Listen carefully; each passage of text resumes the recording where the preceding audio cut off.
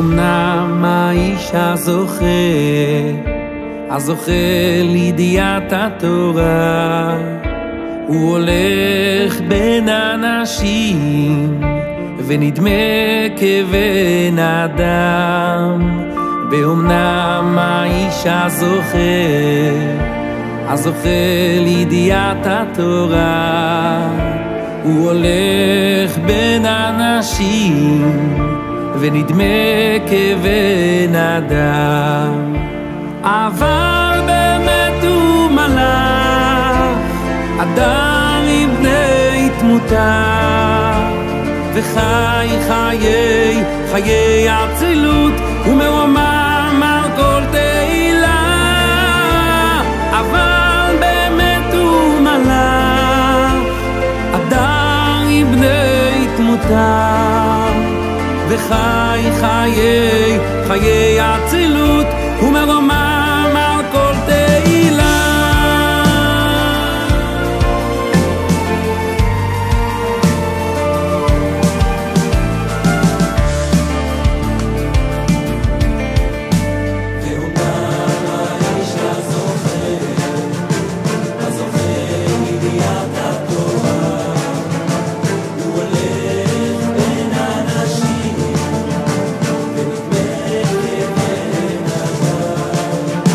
ואומנם האיש הזוכה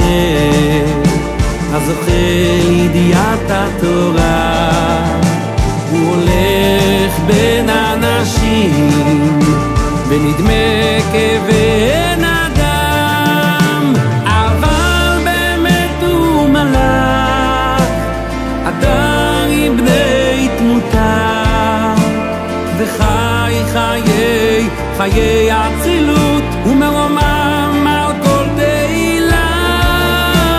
אבל באמת הוא מלאך, אדם עם בני תמותה, וחי חיי אצילות, ומרומם על כל תהילה.